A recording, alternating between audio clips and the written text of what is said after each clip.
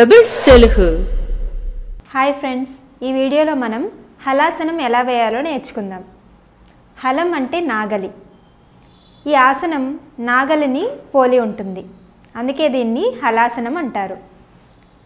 కొత్తగా యోగా చేసేవారు ఈ ఆసనాన్ని నేరుగా వేయకూడదు, క్రమక్రమంగా సాధన చేసి వేయాలి.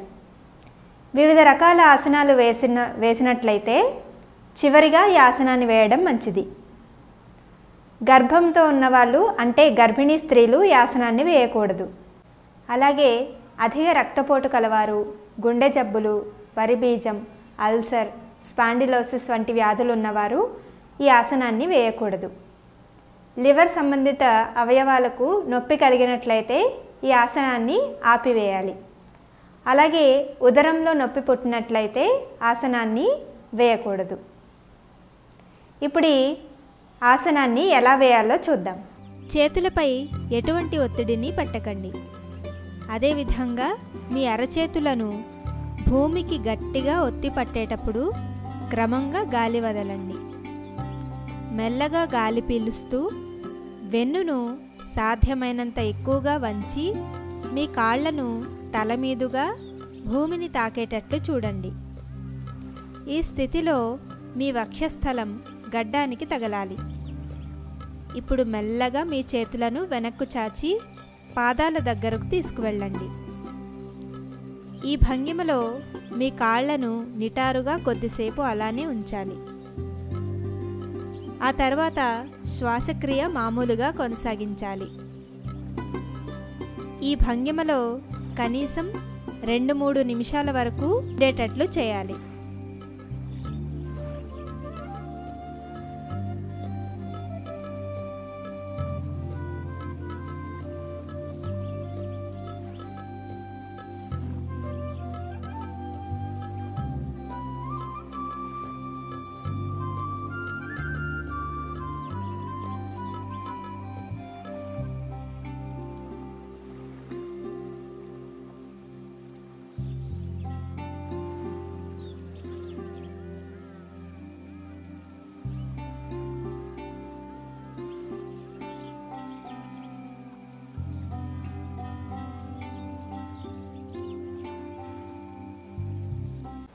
హలాసనాన్ని చూశారు కదా. ఈ ఆసనం వల్ల వీపు, వెన్నుపూసలోని కండరాలు బలపడతాయి. ఉదరంలోని కండరాలు కూడా బలపడతాయి. వెన్నుపూసలోని నరాలు ఉత్తేజితమవుతాయి. శరీరంలో హార్మోన్లను స్రవించే గ్రంథుల పనితీరు మెరుగుపడుతుంది. రక్త ప్రసరణ కూడా మెరుగుపడుతుంది. అదేవిధంగా ఉదర సంబంధిత సమస్యలు తగ్గుతాయి. ఇంకా నిద్రలేమి, తలపోటు, ఆస్తమా, సైనసైటిస్, మధుమేహం వంటి వ్యాధులు నియంత్రణలో ఉంటాయి. ఈ ఆసనం వేయడం మీ శరీర స్థితికి అలాగే ఆరోగ్య స్థితికి సరైనదో కాదో డాక్టర్ను సంప్రదించిన తర్వాత సాధన చేయండి. హాయ్ ఫ్రెండ్స్, ఈ వీడియోలో మనం సింహాసనం ఎలా వేయాలో, సింహాసనం వేయడం వల్ల కలిగే ఉపయోగాలు ఏమిటో తెలుసుకుందాం. ఈ ఆసనం కూర్చుని ఉన్న సింహాన్ని పోలి ఉంటుంది. ఈ ఆసనం వేసేటప్పుడు ముఖ కవళికలు కూడా సింహాన్ని పోలినట్లుగా ఉంచవలసి ఉంటుంది. అందుకే దీన్ని సింహాసనం అని అన్నారు. ఇప్పుడు ఈ సింహాసనం ఎలా వేయాలో ఇప్పుడు చూద్దాం. సింహాసనం. ముందుగా నేలపై కూర్చుని ఈ విధంగా 2 కాళ్లను వెనకకు మడుచుకోవాలి. పాదాలను ఈ విధంగా మడిచి వాటిపై పిరుదులు ఆనేలా కూర్చోవాలి. 2 అరచేతులను మోకాళ్లపై ఉంచాలి. మోచేతులు ముడవకుండా నిటారుగా ఉంచాలి.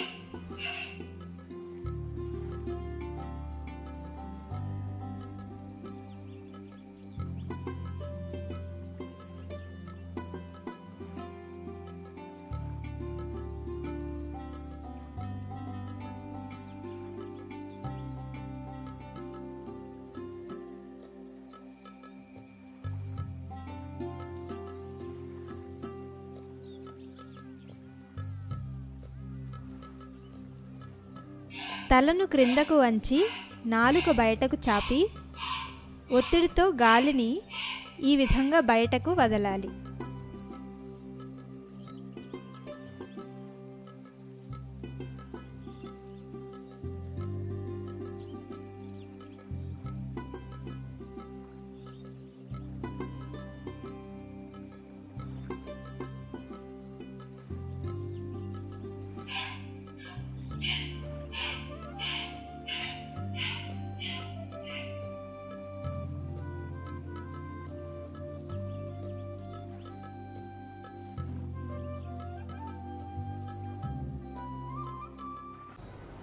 చూశారు కదా ఆసనాన్ని.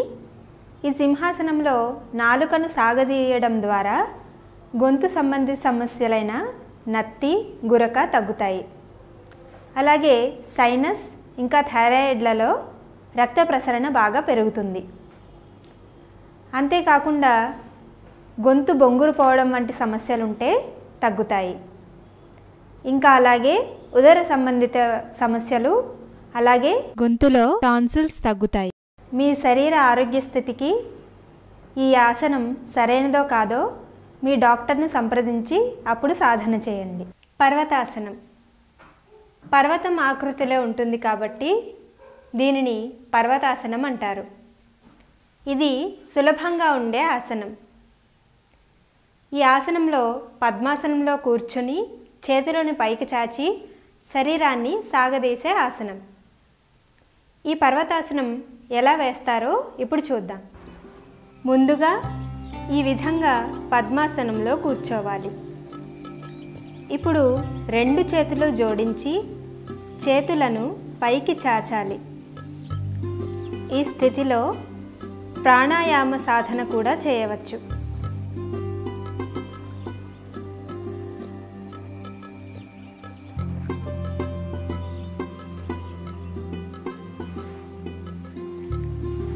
చేతులను మెల్లగా క్రిందకు దించాలి.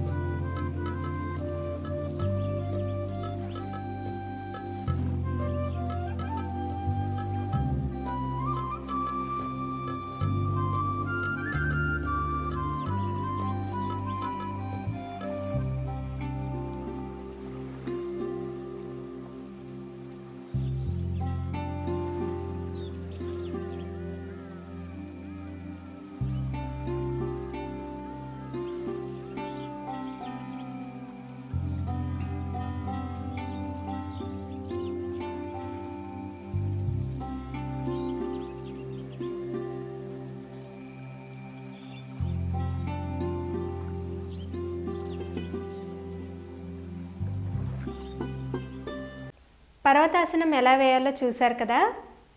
ఈ ఆసనం వల్ల మానసిక, శారీరక ఉపయోగాలు ఉన్నాయి. ఏకాగ్రత పెరుగుతుంది, హృదయ చక్రం ఉత్తేజితమవుతుంది, మనస్సుకు శాంతి కలుగుతుంది. పెబిల్స్ తెలుగు